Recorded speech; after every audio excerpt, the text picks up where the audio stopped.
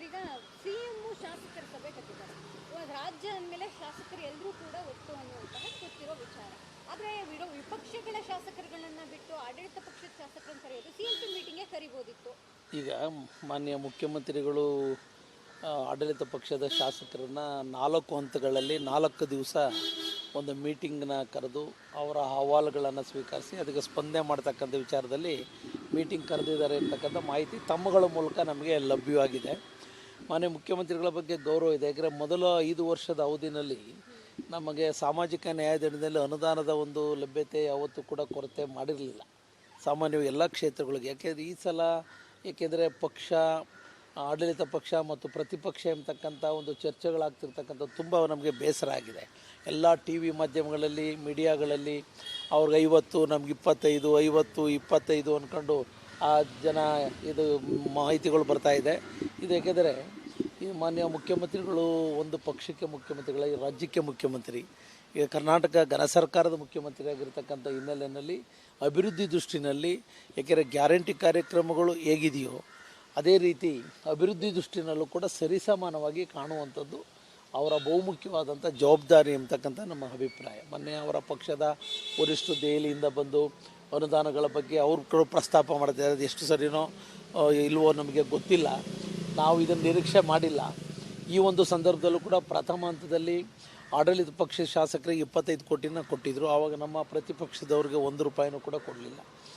2ನೇ ಹಂತದಲ್ಲಿ ನಮಗೆ 10 ಕೋಟಿ ಕೊಟ್ಟರು, ಅವ್ರಿಗೂ 10 ಕೋಟಿ RDPRಗೆ ಕ್ಷೇತ್ರಕ್ಕೆ ಅನುಗುಣವಾಗಿ ಕೊಟ್ಟರು. ಇನ್ನು ಮಾಮೂಲಿ PWDನಲ್ಲಿ ಸ್ವಲ್ಪ ಪ್ರಮಾಣ, SHGPನಲ್ಲಿ ನಮಗೆ ಒಂದು 10 ಕೋಟಿ ಕೊಟ್ಟರೆ ಅವ್ರಿಗೆ 20 ಕೋಟಿ ಕೊಡುವಂಥ ಒಂದು ಕಾರ್ಯಕ್ರಮ. ಯಾಕೆಂದರೆ ಪ್ರತಿ ಕ್ಷೇತ್ರಗಳಲ್ಲೂ ಕೂಡ PWD ರಸ್ತೆಗಳು 700-800 ಕಿಲೋಮೀಟರ್ಸ್ ಇದೆ, RDPR ರಸ್ತೆಗಳಿದೆ. ಕೆಲವು ಕಡೆ ಜನರು ರಸ್ತೆಗಳಿಗೆ ಅನುದಾನ ಇಲ್ಲದೆ ಭತ್ತದ ನಾಟಿ ಮಾಡ್ತಾ ಇದ್ದಾರೆ. ಇದು ರಾಜ್ಯದ ಜನತೆಗೆ, ರಾಜ್ಯ ಘನ ಸರ್ಕಾರಕ್ಕೆ ಶೋಭೆ ತರುವಂಥದ್ದಲ್ಲ ಅನ್ನೋದು ನಮ್ಮ ಅಭಿಪ್ರಾಯ. ಕೂಡಲೇ ಮಾನ್ಯ ಮುಖ್ಯಮಂತ್ರಿಗಳು ಸರಿಸಮಾನವಾಗಿ, ಏಕೆಂದರೆ ಇಲ್ಲಿ ಏನು ಚರ್ಚೆ ಆಗ್ತಿದೆ ಅಂದರೆ ಹಿಂದೆ ನೀವು ಆ ಥರ ನಡ್ಕೊಂಡಿದ್ದೀರಾ ಇಲ್ವಾ, ಅದು ಆಯಿತು, 2 ವರ್ಷ ಆಯಿತು.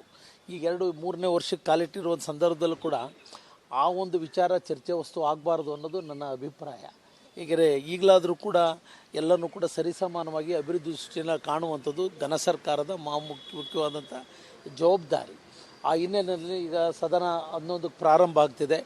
ಈ ಬಗ್ಗೆ ನಾವು 2 ಪಕ್ಷದ ನಾಯಕರುಗಳೆಲ್ಲ ಜೊತೆ ಸೇರಿ ಎಲ್ಲ ಚರ್ಚೆ ಮಾಡಿ ಇದರ ಬಗ್ಗೆ ಯಾವ ರೀತಿ ಅನುದಾನವನ್ನು ಪಡೆಯುವಂಥ ವಿಚಾರದಲ್ಲಿ ಹೋರಾಟವನ್ನು ಮಾಡಬೇಕು, ಅದರ ಬಗ್ಗೆ ನಾವು ಹೋರಾಟವನ್ನು ಮಾಡ್ತೇವೆ. ಆದರೆ ನಾವು ಮಾನ್ಯ ಮುಖ್ಯಮಂತ್ರಿಗಳಿಂದ ನಾವು ಸರಿಸಮಾನವಾದಂಥ ಅನುದಾನವನ್ನು ಕೊಡ್ತಾರೆ ಅಂತಕ್ಕಂಥ ನಿರೀಕ್ಷೆ ಇಟ್ಕೊಂಡಿದ್ದೀವಿ. ಯಾಕೆಂದರೆ ಇವತ್ತು ಅವ್ರ ಪಕ್ಷದವ್ರು ಕರೀತಿದ್ದಾರೆ. ಬಹುಶಃ ಎಲ್ಲ ಶಾಸಕರನ್ನು ಕೂಡ ಮಾನ್ಯ ಮುಖ್ಯಮಂತ್ರಿಗಳು ಕರೆದು ಆಯಾ ಕಾನ್ಸ್ಟಿಟ್ಯೂಯೆನ್ಸಿಗಳ ಸಮಸ್ಯೆಗಳನ್ನು ಚರ್ಚೆ ಮಾಡಿ ಅದಕ್ಕೆ ಸ್ಪಂದಿಸ್ತಕ್ಕಂಥದ್ದು ಸೂಕ್ತ ಅನ್ನೋದು ನಮ್ಮ ಅಭಿಪ್ರಾಯ. ರಸಗೊಬ್ಬರ ವಿಚಾರವಾಗಿ ಸರ್, ಈಗ ರಸಗೊಬ್ಬರ ಅಂದರೆ ಈಗ ಸರ್ ಹವಾಮಾನ ಇಲಾಖೆಯ ಅಧಿಕಾರಿಗಳ ಒಂದು ಮಾಹಿತಿ ಎಷ್ಟು ಮಟ್ಟಿಗೆ ಸರ್ಕಾರ ತಗೊಂಡಿದ್ದಾರೋ ಗೊತ್ತಿಲ್ಲ ನಮಗೆ. ಏಕೆಂದರೆ ಪ್ರತಿಯೊಂದು ಸಂದರ್ಭದಲ್ಲೂ ಕೂಡ ಮುಂದಿನ ತಿಂಗಳು ಮುಂಗಾರು ಪ್ರವೇಶ ಆಗುತ್ತೆ, ಮುಂದಕ್ಕೆ ಮಳೆ ಬೀಳುತ್ತೆ, ಮಳೆ ಕಡಿಮೆ ಆಗುತ್ತೆ, ಜಾಸ್ತಿ ಆಗುತ್ತೆ ಅಂತ ಹವಾಮಾನ ಇಲಾಖೆ ಆಗಿಂದಾಗೆ ಮಾಹಿತಿಗಳನ್ನು ಕೊಡುತ್ತೆ.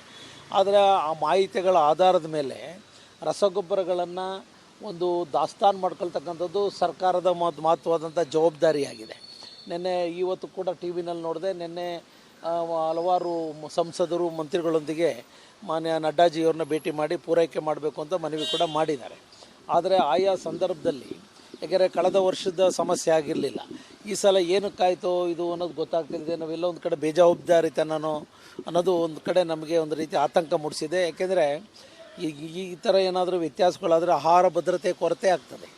ಏಕೆಂದರೆ ಆಹಾರ ಭದ್ರತೆ ಕೊರತೆ ಆದರೆ ಅದಕ್ಕೆ ಜನವೇ ಕಷ್ಟಪಡಬೇಕಾದಂಥ ಒಂದು ಸನ್ನಿವೇಶ ಎದುರಾಗ್ತದೆ.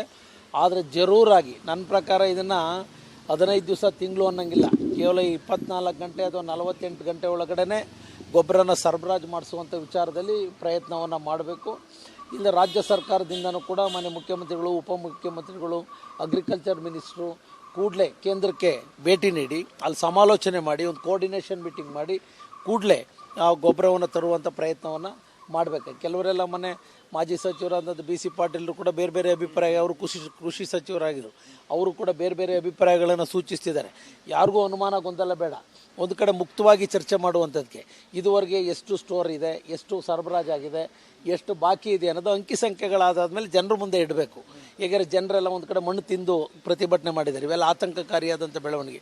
ಹಿಂದೆ ಗೊಬ್ಬರಕ್ಕೋಸ್ಕರ ಹಾವೇರಿನಲ್ಲಿ ಗೋಲಿಬಾರ್ ಅಂತ ದಿನಗಳನ್ನು ಕಂಡಿದ್ದೇವೆ, ಲಾಠಿ ಪ್ರಹಾರಗಳನ್ನು ಕಂಡಿದ್ದೇವೆ. ಇವತ್ತು ರೈತ ಅನ್ನದಾತ, ದೇಶದ ಬೆನ್ನೆಲುಬು, ಆ ಬೆನ್ನಿಗೆ ಒಂದು ಶಕ್ತಿ ತುಂಬುವಂಥ ಕೆಲಸವನ್ನು ಸರ್ಕಾರ ಒಂದು ಸೂಕ್ಷ್ಮತೆಯಿಂದ ಜಾಗರೂಕತೆಯಿಂದ ಮಾಡಬೇಕು ಅಂತ ಈ ಮೂಲಕ ಒತ್ತಾಯ ಮಾಡ್ತೇವೆ. ತಾವು ಮೈತ್ರಿ ಧರ್ಮವನ್ನು ಪಾಲಿಸ್ತಾ ಇದ್ದಾರೆ. ಎಸ್, ಆದರೆ ಇನ್ನೂ ಚುನಾವಣೆ ಮುಂದಿರುತ್ತದೆ. ಈಗಲೇ ಅಭ್ಯರ್ಥಿಗಳ ಘೋಷಣೆ ಮಾಡಿಬಿಟ್ಟಿದೆ. ಯಶವಂತಪುರದ ಅಭ್ಯರ್ಥಿಗಳನ್ನ ಯಡಿಯೂರಪ್ಪನವರು ಘೋಷಣೆ ಮಾಡಿದ್ದಾರೆ. ಬಟ್ ನನಗದರ ಪೂರ್ಣ ಮಾಹಿತಿ ಇಲ್ಲ. ಯಾಕೆಂದರೆ ಇದಕ್ಕೆಲ್ಲ ಕೇಂದ್ರ ಸರ್ಕಾರದ ಒಂದು ಸಮನ್ವಯ ಸಮಿತಿಯ ಒಂದು ಲೆಕ್ಕಾಚಾರದಲ್ಲಿ ಇವೆಲ್ಲ ತೀರ್ಮಾನ ಕೈಗೊಳ್ಳುತ್ತೆ. ಇವತ್ತು ನಮ್ಮ ಪಕ್ಷ ಆಗಲಿ ಆ ಪಕ್ಷ ಆಗಲಿ ತತ್ಕ್ಷಣದಲ್ಲಿ ಅಭ್ಯರ್ಥಿಗಳನ್ನು ಘೋಷಣೆ ಮಾಡ್ತಕ್ಕಂಥದ್ದು ಯಾವ ಕಾರಣದಿಂದನೂ ಕೂಡ ಅದು ಸರಿ ಹೋಗಲ್ಲ. ಬಟ್ ಅದು ರಾಷ್ಟ್ರೀಯ ಒಂದು ಸಮನ್ವಯ ಸಮಿತಿಯ ಒಂದು ನೇತೃತ್ವದಲ್ಲಿ ಅಲ್ಲಿ ತೀರ್ಮಾನ ಕೈಗೊಳ್ಳುತ್ತೆ. ಮಾನ್ಯ ನರೇಂದ್ರ ಮೋದಿಜಿಯವರು, ರಾಷ್ಟ್ರಾಧ್ಯಕ್ಷರು ಪೂಜ್ಯ ದೇವೇಗೌಡರು, ರಾಷ್ಟ್ರ ಮಟ್ಟದಲ್ಲಿ ರಾಜ್ಯ ಮಟ್ಟದಲ್ಲಿ ಕುಮಾರಣ್ಣವರು, ಯಡಿಯೂರಪ್ಪನವರು, ಅಶೋಕ್ ಅವರು ಎಲ್ಲ ಕೂತು ಒಂದು ಚರ್ಚೆಯನ್ನು ಮಾಡ್ತಾರೆ. ಅದಾದ ಮೇಲೆ ಒಂದು ತೀರ್ಮಾನ ಕೈಗೊಳ್ಳೋದು. ಅದು ಯಾವ ಕಾರಣದಿಂದ ಅದು ಹೇಳಿದಾರೋ ನನಗೆ ಗೊತ್ತಿಲ್ಲ. ಚುನಾವಣೆ ತುಂಬಾ ದೂರ ಇದೆ, ಈಗಲೇ ಘೋಷಣೆ ಮಾಡ್ತಾ ಇದ್ದಾರೆ. ಮೈತ್ರಿಗೆ ಒಂಥರ ಅಲ್ಲ, ನಮಗೆ ಯಾವ ಸಂದರ್ಭಕ್ಕೋಸ್ಕರ ಅವ್ರು ಹೇಳಿದಾರೋ ನಮಗೆ ಗೊತ್ತಿಲ್ಲ. ಈ ಬಗ್ಗೆ ನಮ್ಮ ಪಕ್ಷದ ವರಿಷ್ಠರ ಹತ್ರ ಈಗಿದ್ರು ವಿಧಾನಸಭೆ ಪ್ರಾರಂಭ ಆಗೋದ್ರಿಂದ ಆ ಸಂದರ್ಭದಲ್ಲಿ ನಮ್ಮ ಪಕ್ಷದ ನಾಯಕರುಗಳ ಜೊತೆ ಸಮಾಲೋಚನೆ ಮಾಡಿ ಕುಮಾರಣ್ಣವ್ರ ಹತ್ರ ಕೂಡ ಚರ್ಚೆ ಮಾಡ್ತೇವೆ. ಸರ್, ಈಗ ಸಿಎಂ ಶಾಸಕರ ಸಭೆ ಕಟ್ಟಿದ್ದಾರೆ. ಇವಾಗ ರಾಜ್ಯ ಅಂದಮೇಲೆ ಶಾಸಕರು ಎಲ್ಲರೂ ಕೂಡ ಒಟ್ಟು ಅನ್ನುವಂತಹ ಗೊತ್ತಿರೋ ವಿಚಾರ. ಆದರೆ ವಿಪಕ್ಷಗಳ ಶಾಸಕರುಗಳನ್ನ ಬಿಟ್ಟು ಆಡಳಿತ ಪಕ್ಷದ ಶಾಸಕರನ್ನು ಕರೆಯೋದು ಸಿಎಂ ಮೀಟಿಂಗ್ಗೆ ಕರಿಬೋದಿತ್ತು.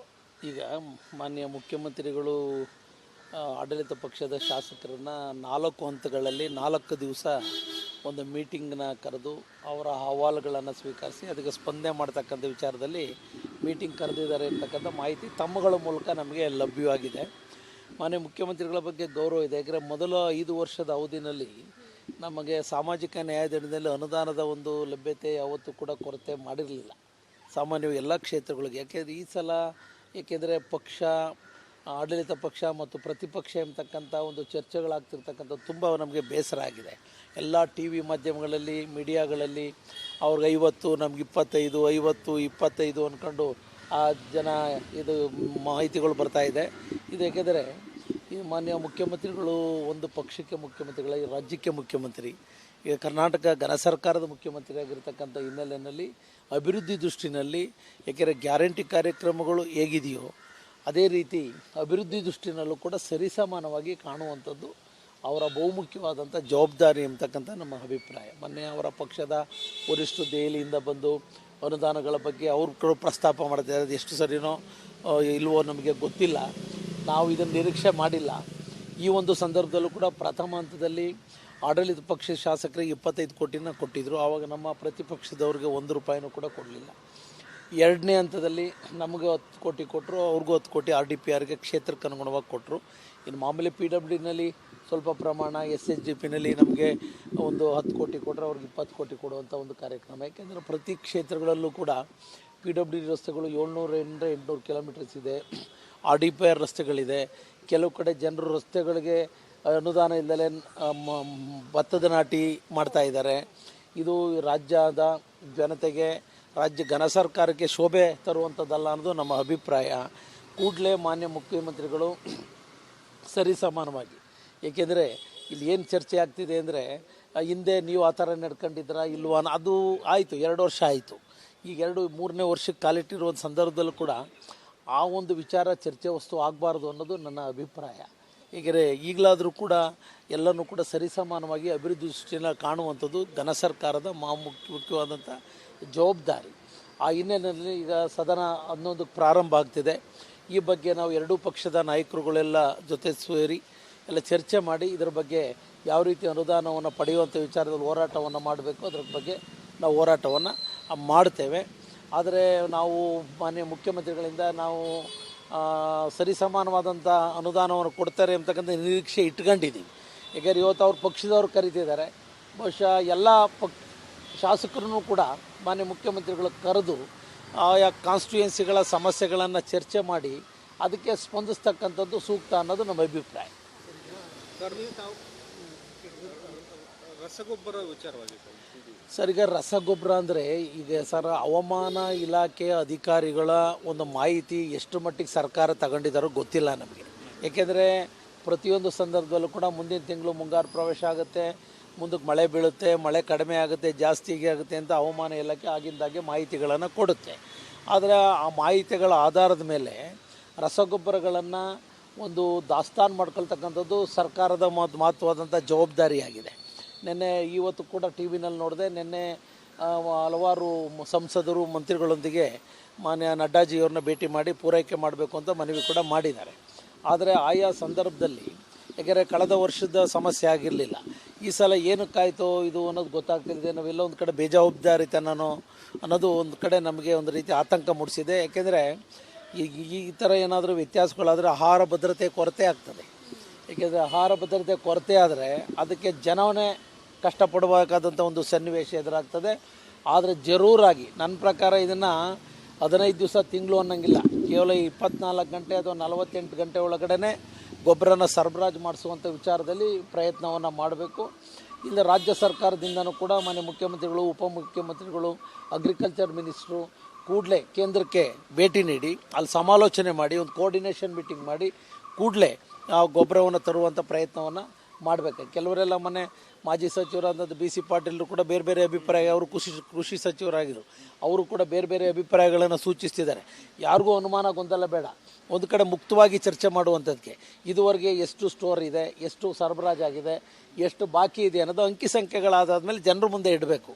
ಹೇಗೆ ಜನರೆಲ್ಲ ಒಂದು ಕಡೆ ಮಣ್ಣು ತಿಂದು ಪ್ರತಿಭಟನೆ ಮಾಡಿದ್ದಾರೆ. ಇವೆಲ್ಲ ಆತಂಕಕಾರಿಯಾದಂಥ ಬೆಳವಣಿಗೆ. ಹಿಂದೆ ಗೊಬ್ಬರಕ್ಕೋಸ್ಕರ ಹಾವೇರಿನಲ್ಲಿ ಗೋಲಿಬಾರ್ ಅಂತ ದಿನಗಳನ್ನು ಕಂಡಿದ್ದೇವೆ, ಲಾಠಿ ಪ್ರಹಾರಗಳನ್ನು ಕಂಡಿದ್ದೇವೆ. ಇವತ್ತು ರೈತ ಅನ್ನದಾತ, ದೇಶದ ಬೆನ್ನೆಲುಬು, ಆ ಬೆನ್ನಿಗೆ ಒಂದು ಶಕ್ತಿ ತುಂಬುವಂಥ ಕೆಲಸವನ್ನು ಸರ್ಕಾರ ಒಂದು ಸೂಕ್ಷ್ಮತೆಯಿಂದ ಜಾಗರೂಕತೆಯಿಂದ ಮಾಡಬೇಕು ಅಂತ ಈ ಮೂಲಕ ಒತ್ತಾಯ ಮಾಡ್ತಾರೆ. ತಾವು ಮೈತ್ರಿ ಧರ್ಮವನ್ನು ಪಾಲಿಸ್ತಾ ಇದ್ದಾರೆ. ಎಸ್. ಆದರೆ ಇನ್ನೂ ಚುನಾವಣೆ ಮುಂದಿರುತ್ತದೆ, ಈಗಲೇ ಅಭ್ಯರ್ಥಿಗಳ ಘೋಷಣೆ ಮಾಡಿಬಿಟ್ಟಿದೆ. ಯಶವಂತಪುರಕ್ಕೆ ಅಭ್ಯರ್ಥಿಗಳನ್ನ ಯಡಿಯೂರಪ್ಪ ಘೋಷಣೆ ಮಾಡಿದ್ದಾರೆ. ಬಟ್ ನನಗದರ ಪೂರ್ಣ ಮಾಹಿತಿ ಇಲ್ಲ. ಯಾಕೆಂದರೆ ಇದಕ್ಕೆಲ್ಲ ಕೇಂದ್ರ ಸರ್ಕಾರದ ಒಂದು ಸಮನ್ವಯ ಸಮಿತಿಯ ಒಂದು ಲೆಕ್ಕಾಚಾರದಲ್ಲಿ ಇವೆಲ್ಲ ತೀರ್ಮಾನ ಕೈಗೊಳ್ಳುತ್ತೆ. ಇವತ್ತು ನಮ್ಮ ಪಕ್ಷ ಆಗಲಿ ಆ ಪಕ್ಷ ಆಗಲಿ ತತ್ಕ್ಷಣದಲ್ಲಿ ಅಭ್ಯರ್ಥಿಗಳನ್ನು ಘೋಷಣೆ ಮಾಡ್ತಕ್ಕಂಥದ್ದು ಯಾವ ಕಾರಣದಿಂದನೂ ಕೂಡ ಅದು ಸರಿ ಹೋಗಲ್ಲ. ಬಟ್ ಅದು ರಾಷ್ಟ್ರೀಯ ಒಂದು ಸಮನ್ವಯ ಸಮಿತಿಯ ಒಂದು ನೇತೃತ್ವದಲ್ಲಿ ಅಲ್ಲಿ ತೀರ್ಮಾನ ಕೈಗೊಳ್ಳುತ್ತೆ. ಮಾನ್ಯ ನರೇಂದ್ರ ಮೋದಿಜಿಯವರು, ರಾಷ್ಟ್ರಾಧ್ಯಕ್ಷರು ಪೂಜ್ಯ ದೇವೇಗೌಡರು, ರಾಷ್ಟ್ರ ಮಟ್ಟದಲ್ಲಿ ರಾಜ್ಯ ಮಟ್ಟದಲ್ಲಿ ಕುಮಾರಣ್ಣವರು, ಯಡಿಯೂರಪ್ಪನವರು, ಅಶೋಕ್ ಅವರು ಎಲ್ಲ ಕೂತು ಒಂದು ಚರ್ಚೆಯನ್ನು ಮಾಡ್ತಾರೆ. ಅದಾದ ಮೇಲೆ ಒಂದು ತೀರ್ಮಾನ ಕೈಗೊಳ್ಳೋದು. ಅದು ಯಾವ ಕಾರಣದಿಂದ ಅದು ಹೇಳಿದಾರೋ ನನಗೆ ಗೊತ್ತಿಲ್ಲ. ಇನ್ನು ಚುನಾವಣೆ ತುಂಬಾ ದೂರ ಇದೆ, ಈಗಲೇ ಘೋಷಣೆ ಮಾಡ್ತಾ ಇದ್ದಾರೆ. ಮೈತ್ರಿಗೆ ಒಂಥರ ಅಲ್ಲ, ನಮಗೆ ಯಾವ ಸಂದರ್ಭಕ್ಕೋಸ್ಕರ ಅವ್ರು ಹೇಳಿದಾರೋ ನಮಗೆ ಗೊತ್ತಿಲ್ಲ. ಈ ಬಗ್ಗೆ ನಮ್ಮ ಪಕ್ಷದ ವರಿಷ್ಠರ ಹತ್ರ ಈಗಿದ್ರು ವಿಧಾನಸಭೆ ಪ್ರಾರಂಭ ಆಗೋದ್ರಿಂದ ಆ ಸಂದರ್ಭದಲ್ಲಿ ನಮ್ಮ ಪಕ್ಷದ ನಾಯಕರುಗಳ ಜೊತೆ ಸಮಾಲೋಚನೆ ಮಾಡಿ ಕುಮಾರಣ್ಣವ್ರ ಹತ್ರ ಕೂಡ ಚರ್ಚೆ ಮಾಡ್ತಾರೆ.